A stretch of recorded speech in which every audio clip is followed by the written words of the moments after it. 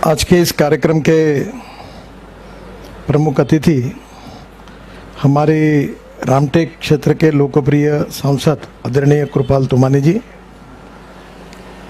मंच पर उपस्थित joint director industries Nagpur Ashok Dharmadhikari, हमारे एमएसएमई के डायरेक्टर श्री पीएम पार्लेवार, जो आज का इस कार्यक्रम Nagpur auto and engineering cluster private limited इसकी जो स्थापना हुई है, उस एसपीवी के चेयरमैन श्री रमेश पटेल, उनके सभी डायरेक्टरगण, उपस्थित सभी मान्यवर, आमदार समीर मेघे, जो माफ़ करिए नाम भूल गया, और उपस्थित सभी मान्यवर। हमारा नागपुर ये उद्योग के दृष्टि से प्रगति और विकास पर जाए, ये हमारे सबकी इच्छा भी होती है, प्रयास भी होता है। और इसका सबसे बड़ा कारण अगर कोई है तो हमारे विदर्भ के क्षेत्र के तरुण लोगों को रोजगार कैसे मिले, ये हमारी सबसे बड़ी चिंता है। और रोजगार मिले बिना हमारे यहाँ की गरीबी, भूखमरी और बेरोजगारी दूर नहीं होगी। एक तरफ हमारे विदर्भ के ग्रामीण क्षेत्र में किसानों की हालत भी अच्छी नहीं है,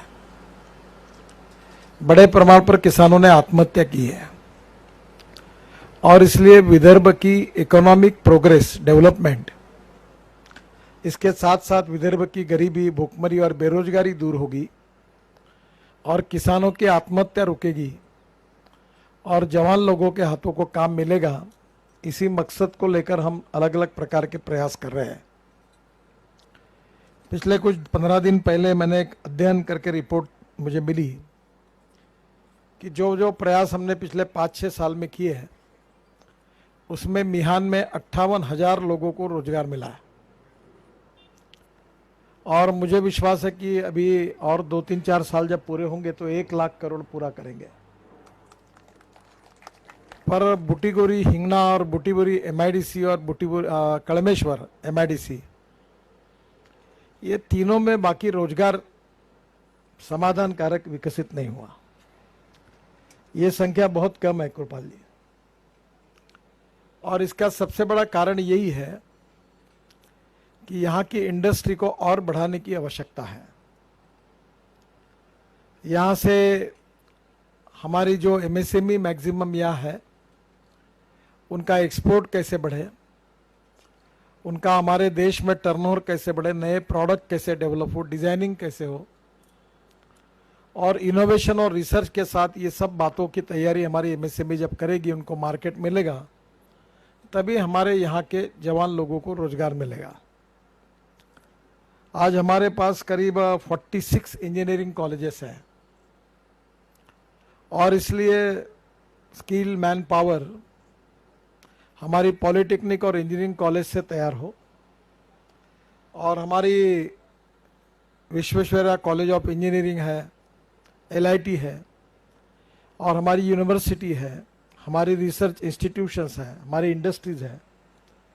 ये सब रिसर्च करके नए नए टेक्नोलॉजी का उपयोग करके आगे जाए और विदर्भ और नागपुर को आगे ले जाए, यही हमारे सबके प्रयासों के पीछे भावना होती है।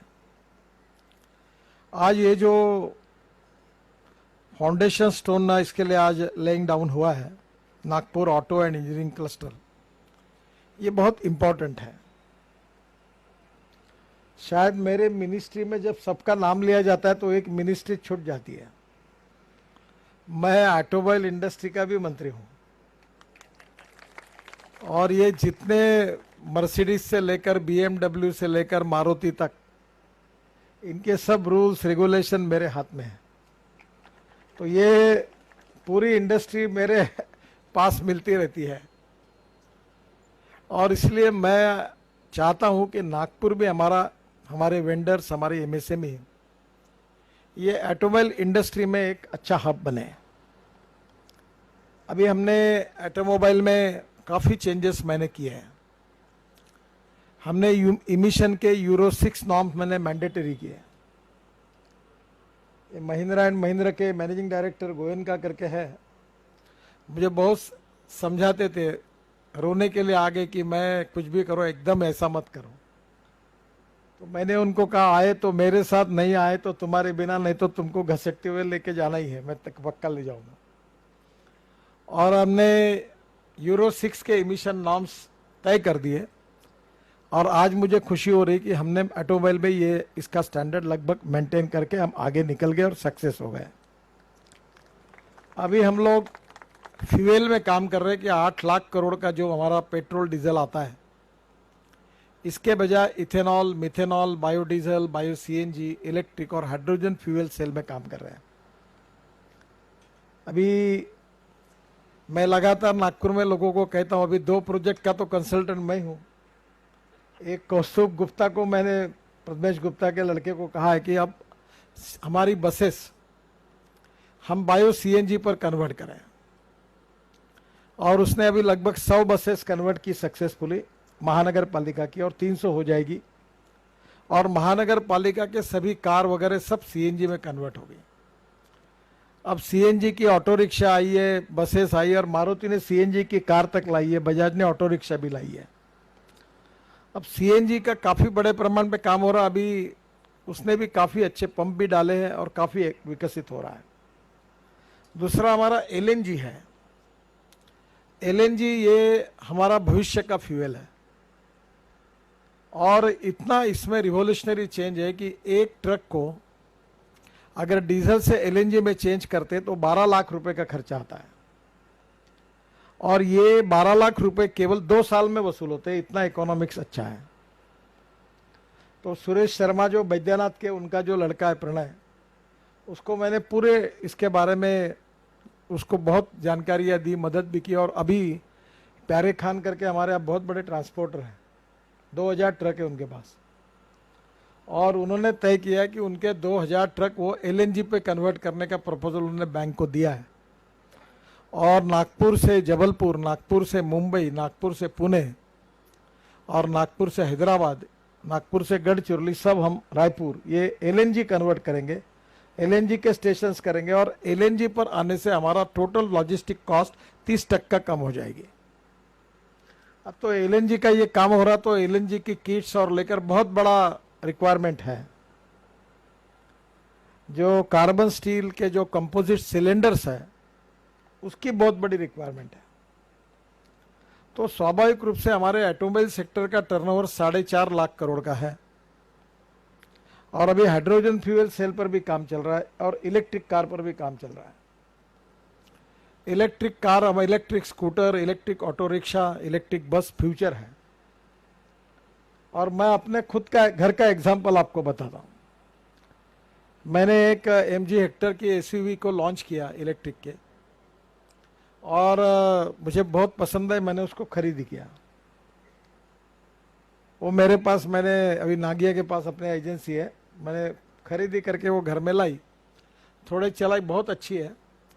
और उसका इकोनॉमिक्स इतना अच्छा है कि मेरे बेटे ने मेरे को बिना पूछे 10 एसयूवी लीज पर ले ली, और आज 10 गाड़ियां हमारे पास है, और एक गाड़ी के पीछे हमारे यहाँ 30,000 रुपये महीने की बचत हो रही है। इन्हें कम से कम 3 लाख रुपए की महीने बचत हो रही है, क्योंकि इलेक्ट्रिक पर वो है।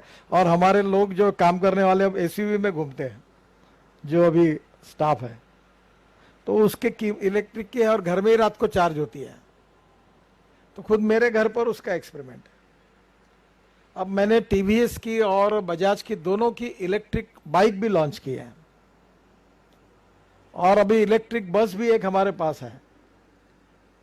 वो बस, वो हैदराबाद का एक यूनिट है, मेधा इंजीनियरिंग करके कॉन्ट्रैक्टर है, बड़े कॉन्ट्रैक्टर है, हमारे यहाँ बहुत काम करते। 3-4 बार वो स्पेशल फ्लाइट से नागपुर, और मुझे कहे कि मुझे कुछ सेवा करने का मौका दो। तो मैं उनको पूछूं क्या बताऊं, तो मैंने उनको कहा कि ये इलेक्ट्रिक बस हमको डोनेशन में दे दो। वो ये समीर मेघे के घर पे रखी हुई है, इनके कैंपस में, और नागपुर के सीनियर सिटीजन जो है उनको फुकट में घूमने के लिए हम वो बस देते हैं, और वो बस बहुत सुंदर है। अभी इलेक्ट्रिक बस है, सक्सेसफुली आप देख सकते हैं उसको। तो अब 2 चीजें हमें महत्वपूर्ण करनी है कि हम लोग ये छोटे मोटे टर्नओवर करके ये कड़ी चट काम मत करिए, ये हमारे लोगों को छोड़ दो। हम ये नौकरी करने वाले टीचर वगैरह जो है वो हमारे यहाँ बहुत ज़्यादा है। आप लोग थोड़ा बड़ा काम करो। 100 करोड़ के ऊपर अब एमएसएमई की मैंने लिमिट भी बढ़ा दी है और पूरी व्याख्या भी बदल दी है। तो वो 5, 10, 15 करोड़ में वही मितक्काल करके वही ठोकताले करके उससे कोई ना नागपुर का भविष्य बदलेगा ना आपका बदलेगा। अभी low aim is crime, let us plan it for something big. और ये आप कर सकते हैं, आप दिन भर बिजनेस करते। मैं तो सोशल वर्कर हूं और ना मुझे बिजनेस समझता है, पर मेरे प्रयोग और सोशल वर्क करते करते मेरा 1300 करोड़ टर्नओवर हो गया। और तुम अभी बिजनेसमैन होने के बाद भी 50-100 करोड़ 150 करोड़ के इधर उधर क्यों घूमते हैं? ये जितने डायरेक्टर है उसने 500-500 करोड़ का टर्नओवर करना चाहिए साल का, तब नागपुर का विकास होगा। और ये करने के लिए हमें सेमी डिपार्टमेंट भी मेरे पास है, तो हम लोग मदद करने के लिए तैयार है। 2 चीजें मुझे लगती है जिसमें करनी चाहिए कि जैसे हिंदुस्तान को 5 साल के अंदर इलेक्ट्रिक का ऑटोमोबाइल का मैन्युफैक्चरिंग हब बनाने का मैंने निर्णय किया है। एक 4 दिन पहले मेरे पास मर्सिडीज बेंज के एमडी आए थे और उन्होंने मुझे कहा कि मैं इलेक्ट्रिक ट्रक हम जल्दी लॉन्च कर रहे हैं। आपने देखा होगा कि मैंने अपने घर पर जेसीबी अभी सीएनजी पर चलाने वाला जेसीबी मैंने लॉन्च किया। और अभी मैं कंस्ट्रक्शन इक्विपमेंट वालों को बुलडोजर से लेकर वो पेवर तक सब बातों को मैंने कहा एलएनजी पे या सीएनजी पे कन्वर्ट करो, एकदम इकोनॉमिक्स बदल जाएगा। ये एक बात अगर हमने की तो मैं हमारे रोड डिपार्टमेंट में 20,000 करोड़ साल के बच जाएंगे। तो ये टेक्नोलॉजी को इसको चेंज करने के लिए अब कंपनियां भी लगी, क्योंकि मैं तो सबके पीछे डंडा लेके ही बैठता हूं। अब प्रॉब्लम ये है कि ये करने के लिए पार्लेवार जी के साथ बैठकर आप तय करिए कि क्या इलेक्ट्रिक व्हीकल्स जो है SUV, truck, buses, scooter, auto rickshaw और 4 व्हीलर, इसके लिए जो स्पेयर्स लगते हैं उसका मैन्युफैक्चरिंग हब नागपुर बन सकता है क्या? एक मेरी आपसे रिक्वेस्ट है कि ये इसमें आप काम करिए। एल्यूमिनियम, स्टील सब आपने आज ये टेक्नोलॉजी सेंटर बनाया, इसमें वीआरसी को भी साथ लीजिए, डॉक्टर पडोली जी को, पार्लेवार जी है, और इसमें हमारे इंजीनियरिंग कॉलेज को लो। और जो चाइना से पार्ट, अभी एक मैग्नेट है, वो मेरे अभी ई व्हीकल के साथ कॉन्फ्रेंस हुई 4 दिन पहले। एनडीएफ, ये नागपुर का लड़का है जोशी करके, शंकर नगर का। ये इसने बीटेक किया है और बीटेक करने के बाद लंदन स्कूल ऑफ इकोनॉमिक्स का फर्स्ट मेरिट है। अब ये मेरा ओएसडी है ट्रांसपोर्ट का, यही इंचार्ज है। इसको और पार्लेवार को पकड़ो आप। ये सब मर्सिडीज से लेकर बीएमडब्ल्यू से लेकर सब एमडी इसके पास आते हैं, सबको जानता है। अब इसको पूरी जानकारी। और मैंने बोला कि अब इलेक्ट्रिक व्हीकल के 100% पार्ट इंडिया में बनने चाहिए। हम इंपोर्ट करने वाले नहीं, हम एक्सपोर्ट करने वाले बने। If you want to make India Atmanirbhar, we need to increase our export and reduce our imports. और इसके लिए हम अपने यहाँ ये सब पार्ट्स के बारे में, अब ऑटोमोबाइल इंडस्ट्री भी मेरे पास है, एमएसएमई भी मेरे पास है। तो आप ये नागपुर की बुटीबोरी, हिंगणा और नागपुर, ये 3 इकट्ठा करो। अब ये तीनों एरिया को, और मैं तो आगे कहूँगा कि उमरेड से लेकर गढ़चिरौली तक भी जाओ, ताकि विदर्भ के इंडस्ट्री को इसका फायदा हो। और सब मिलकर आप ये इलेक्ट्रिक व्हीकल का, उसके लिए लगने वाले पार्ट्स, उसके वेंडर नागपुर में डेवलप हो, और उसके लिए आप योजना तैयार करो। मैं भारत सरकार की ट्रांसपोर्ट मिनिस्ट्री की ओर से और एमएसएमई से आपको पूरी मदद करने के लिए तैयार हूँ। और ये एक काम करने से ये फ्यूचर है। Futurology is very important. Innovation, entrepreneurship, science, technology, research and skill, we name it as knowledge and conversion of knowledge into wealth, ये फ्यूचर है। एंड फ्यूचर के लिए सोचना ये इंडस्ट्री के लिए बहुत आवश्यक है। नहीं तो वही काम करने में कोई मजा नहीं है, बदलना चाहिए। और इसलिए समय के साथ जो टेक्नोलॉजी चेंजेस हो रहे हैं उसमें टेक्नोलॉजी का अपग्रेडेशन करना, इनोवेशन और रिसर्च के कारण जो टेक्नोलॉजी आई है उसको अडॉप्ट करना, कॉस्ट ऑफ प्रोडक्ट को कम करना और क्वालिटी ऑफ प्रोडक्ट को इम्प्रूव करना और मार्केट अवेलेबल करके देना, ये हमें करना है। और इसलिए ई व्हीकल ये एक पहला एजेंडा आप लो। और दूसरा एजेंडा मेरा है वो एविएशन इंजीनियरिंग के साथ जुड़ा है। हमारा नागपुर एविएशन मैन्युफैक्चरिंग का हब बन सकता है। आप सबको पता होगा कि यहाँ जो टाल अपनी इंडस्ट्री आई है टाटा की, पटोले सर है यही। तो आप ये टाल में अभी एयरबस और बोइंग दोनों का काम चलता है। एक हिंदुस्तान है और एक पाकिस्तान है। दोनों के लोग इधर उधर नहीं जाते, बहुत स्ट्रिक्ट है वो। दोनों ने कहा कि तुम इधर नहीं आना और तुमने इधर नहीं जाना। मैं गया था दोनों में क्योंकि इनॉग्रेशन के लिए। और लड़के सब अपने यहाँ कामठी मौदा इधर उधर के छोटे छोटे गांव के लड़के काम करते हैं। और वो अभी एयरबस और बोइंग के 1100-1150 पार्ट्स यहाँ तैयार करते हैं। फिर हमने डोसाल्ट लाया। अभी डोसाल्ट का कल ही कार्यक्रम हुआ, वो एक इंजीनियरिंग कॉलेज में मैं गया था। अब डोसाल्ट का यहाँ एविएशन का काम है और जो राफेल करके फाइटर जेट है वो अभी यहाँ बनने वाला है। और राफेल के साथ एक फॉल्कन करके उनका फ्लाइट है जो 11 सीटर है। और मुझे फ्रांस में जो एमडी है उन्होंने मिलकर कहा है कि 2022 में फॉल्कन जेट जो है वर्ल्ड में जाएंगे, वो पूरे नागपुर में बनेंगे।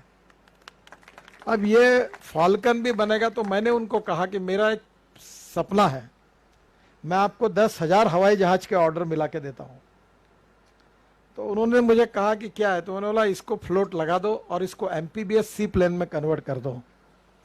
और मैंने उस समय इसके पीछे बैठकर जो नियम लगाए थे वो एमपीबीएस सी प्लेन अब वल्लभ भाई पटेल जी के स्मारक को देखने के लिए वो लग के चालू हो गया।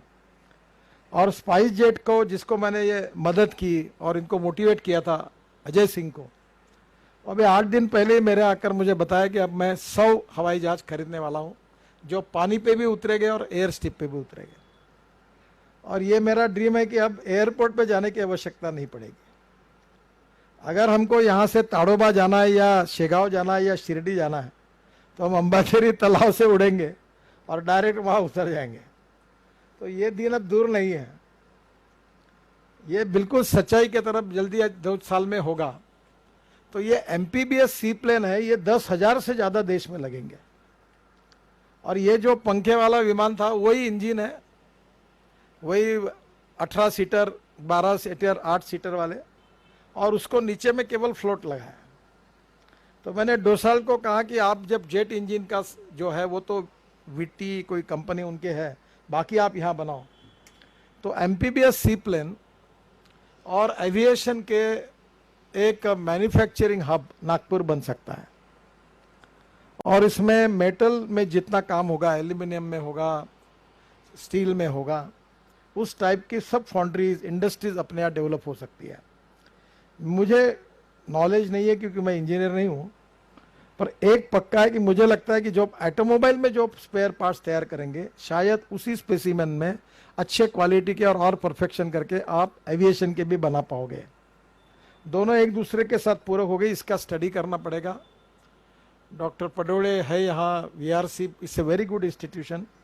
रिसर्च करना और ये करने के काम, इसको अभी जैसे मैंने कहा कि इलेक्ट्रिक मैग्नेट हम लोग चाइना से इंपोर्ट करें। और अभी मुझे कुणाल जोशी बता रहे थे कि वो 25 रुपए में मिलता था, होता है 30 रुपए में मिलता था। अब चाइना ने कोविड के बाद उसका 80 रुपए कीमत करा दिया। तो there are lot of material जो चाइना से आता है, वो हमारे देश में क्यों ना हो। मैं जब ये डेंटिस्ट की बात कर रहे तो मैं एक डेंटिस्ट के पास गया था, तो मेरा 2, 4, 5 चक्कर होने के बाद मेरा 1.5 लाख का बिल हुआ। फिर मेरा लड़का गया, उसका भी लाख का बिल हुआ। मैंने बोला डेंटिस्ट है, बहुत कमा रहा है, अच्छा चल रहा है धंधा इनका। तो मैंने देखा ये क्यों है, तो उनके पास जर्मनी की मशीनरी थी। और उसके साथ मैंने कहा फिर ये बाकी डेंटिस्ट, आज देश में 1 लाख डेंटिस्ट अपना काम कर सकते, इतनी ज़रूरत है, गाँव में शॉर्टेज है। पर उनके लिए जो मशीनरी लगती है वो हमारे यहाँ नहीं बनती। तो अभी पडोले साहब और कुछ डेंटिस्ट वो मिलकर इलेक्ट्रॉनिक आईटी का पूरा डिजिटल उसकी मशीनरी डेवलप करने का वीआरसी में उन्होंने प्रोजेक्ट लिया है। और वो अगर पूरा हुआ तो उसका क्लस्टर, जैसे पार्लेवार जी ने कहा, वो मशीन लाखों में लगेगी और उसकी कॉस्ट कम हो जाएगी। मेडिकल डिवाइसेस में तो कितना बड़ा पोटेंशियल है।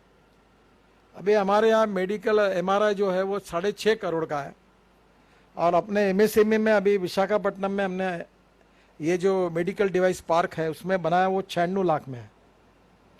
तो आज कितनी कॉस्टली मशीनरी है। ये समीर के यहाँ कम से कम अभी 300 करोड़ की मशीनरी खरीदना है इनको, सब स्वीडन से, जर्मनी से और यूके से आती है।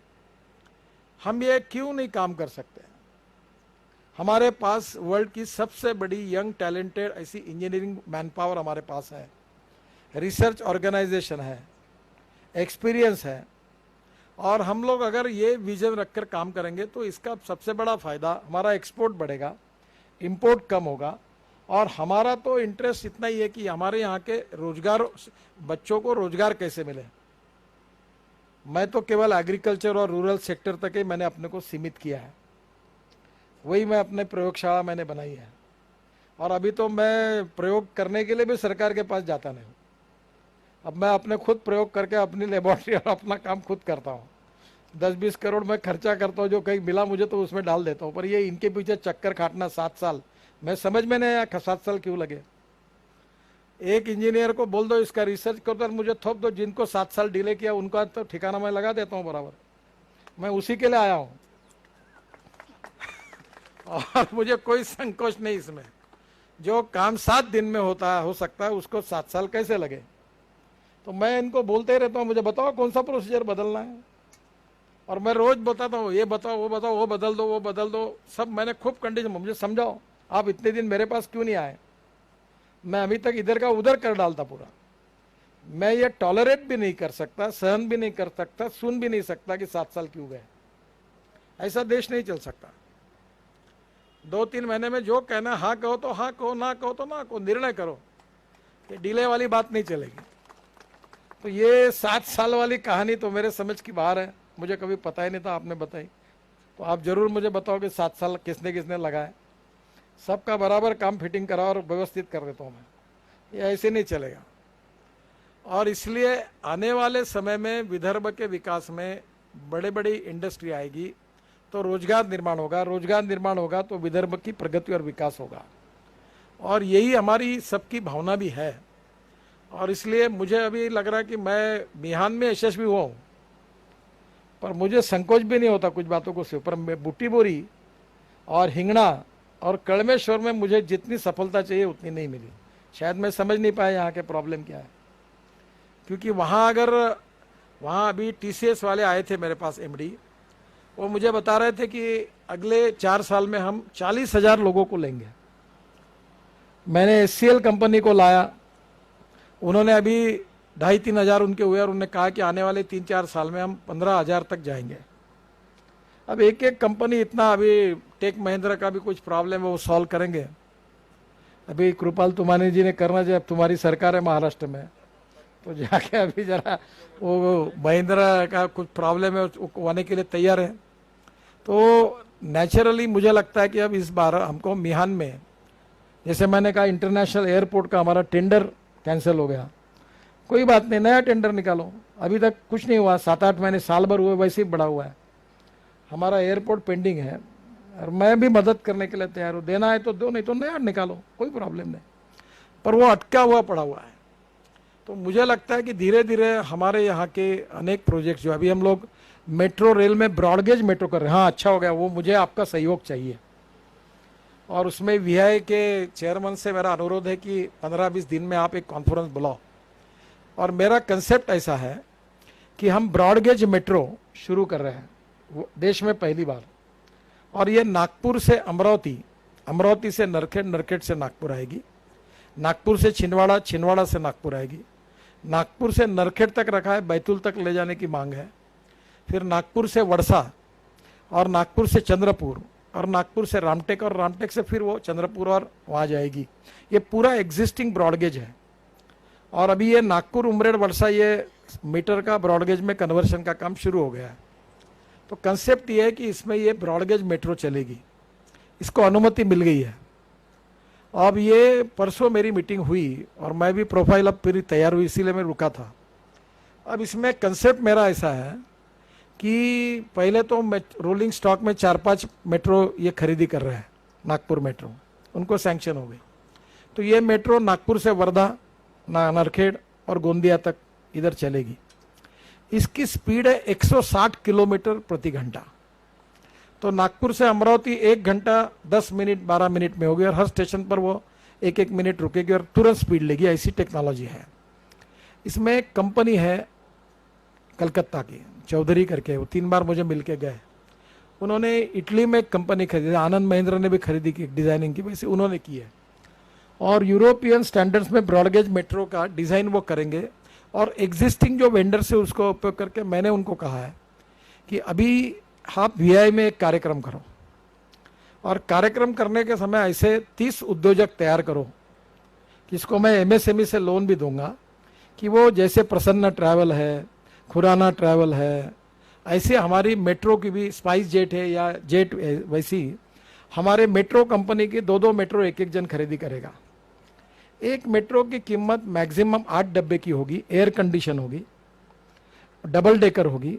एक डब्बा फ्रूट वेजिटेबल और मिल्क के लिए होगा, एक में रेस्टोरेंट होगा, एयर होस्टेस जैसी लड़कियां होगी, पूरी एयर कंडीशन होगी चकाचक, और उसमें चाय कॉफ़ी सर्व होगा।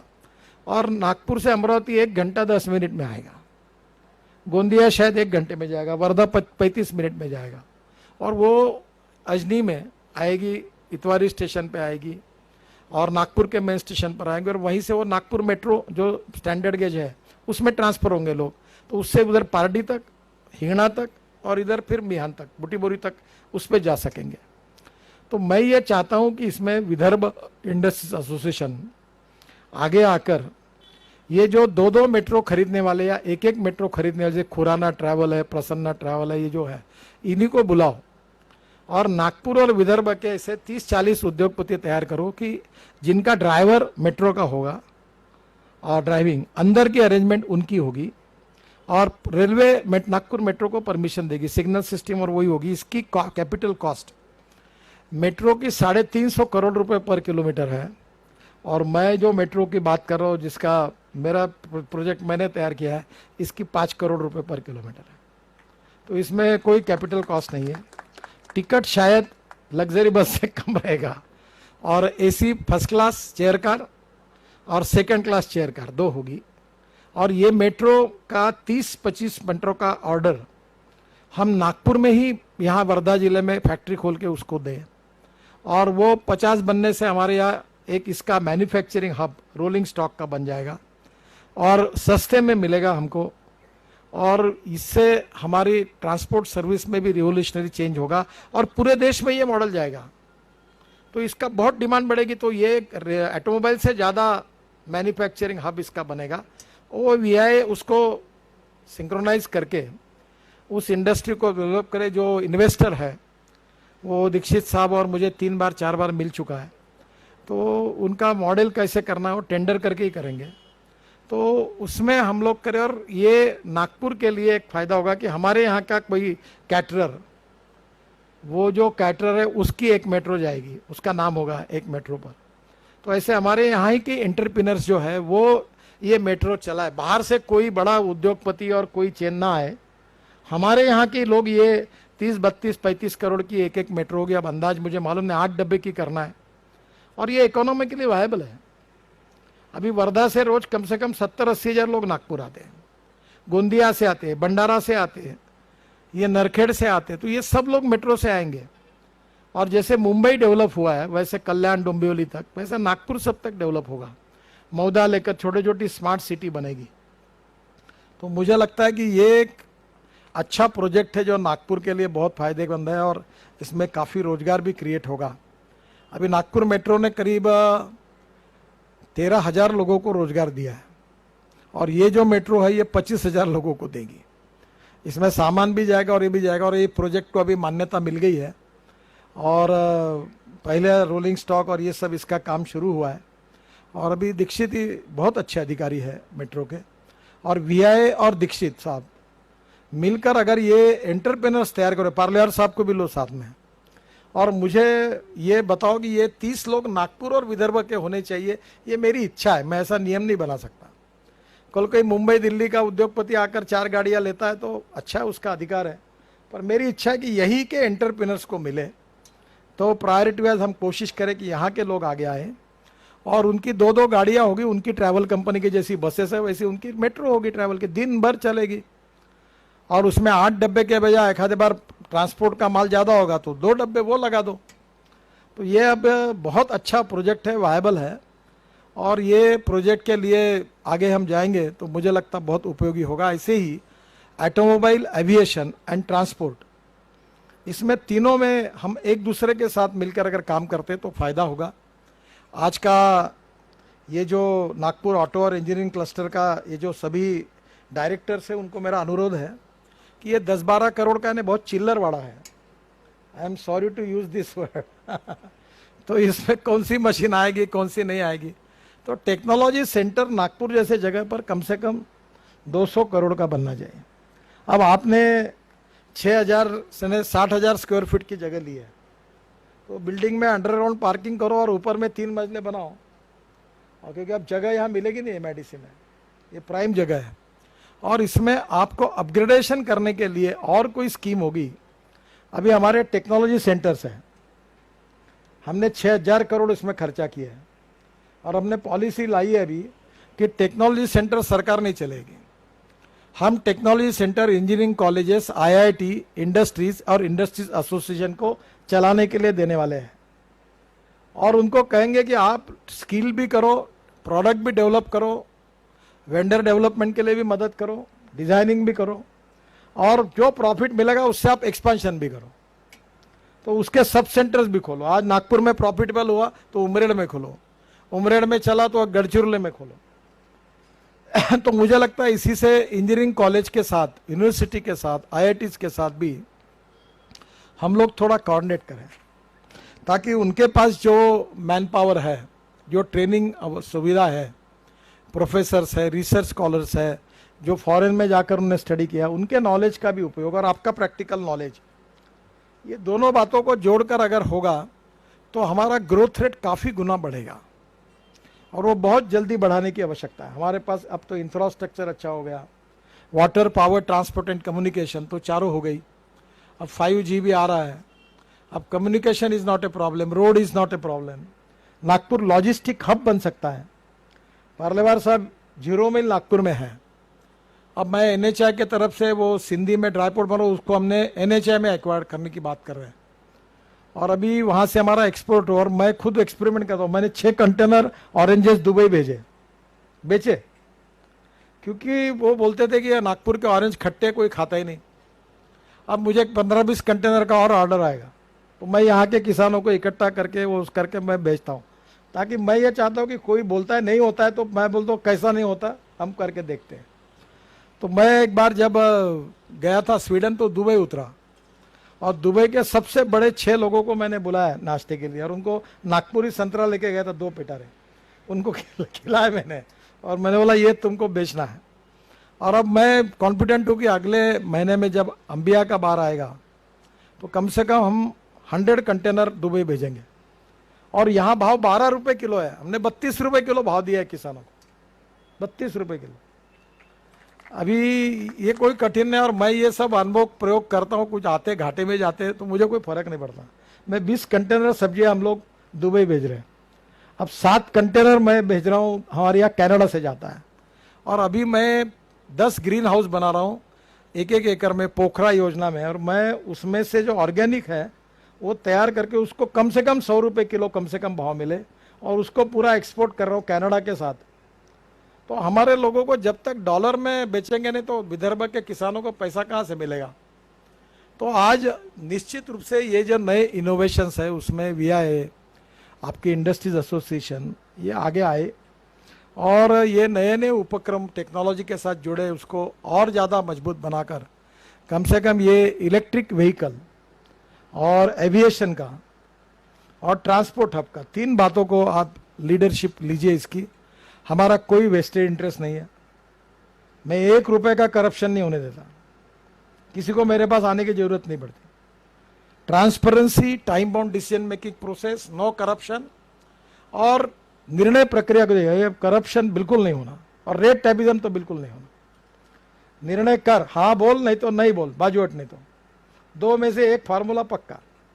तो आप अभी ये कुछ बातों को, जो हमारी ग्रोथ है, इतने बड़े इंजन हमारे लगे, देश में हम लोग इतना काम कर रहे हैं, और नागपुर की गाड़ी पैसेंजर ट्रेन चल रही है, हमको अच्छा नहीं लगता। ये पैसेंजर ट्रेन में इंजन में तुम बैठे हो, वे आए, आप हो, वेद हो, बाकी लोग हैं। You should take the maximum advantage of our position. We are keenly interested, and from core of our heart we want to do something for this region and for the people of Vidarbha. तो मुझे लगता है कि आप जरूर इसका उपयोग उठाइए और इसको करिए। और इसका भी पार्लेवार जी, और इसको इलेक्ट्रिक व्हीकल के लिए अगर ये इंजीनियरिंग क्लस्टर बनाना है तो इनमें और कुछ मशीन ऐड करने की कोई प्रोविजन, कोई योजना एक्सटेंशन की हो सकती है क्या, वो देखो। और 10-20-25 करोड़ इनको मंजूर करके वो मशीन दो। बिल्डिंग बनाते समय अच्छी करो, और ये ई व्हीकल में आप जाइए। फ्यूचर को 50 साल का सोच के ही हमारी नीतियां बननी चाहिए, तो ही हम कुछ कर पाएंगे। और इसलिए पूरा सहयोग मैं करूंगा। और आज इसकी अच्छी शुरुआत हुई है। मैं आप सबको 7 साल की देरी के बाद भी क्यों ना हो, आपका आज भूमि पूजन हुआ, वो NHI में मेरा भाषण हुआ तो बहुत दुनिया में घुमा हूँ, वो गूगल में सबसे ज़्यादा। अब मेरी आदत खराब है, मैं भी आदत से मजबूर हूँ, मुझसे सहन नहीं होता, तो डिले तो मुझे कभी पसंद नहीं आता। मेरे टेबल पर मैंने लिखा हुआ स्लोगन है, I like people who can get the things done. मुझे ये पता नहीं, ये कारण मत बताओ कि आपकी विद्वत्ता का उपयोग करके कि why, what is the reason delay क्यों चल रहा है। तो मैं ये मानता हूँ कि we should make things fast, transparent, time bound, result oriented, and provide a corruption free system with increasing our export and reducing our imports to make आत्मनिर्भर भारत। ये जरूर आप करिए, हमारा पूरा सहयोग होगा। बहुत बहुत धन्यवाद, नमस्कार।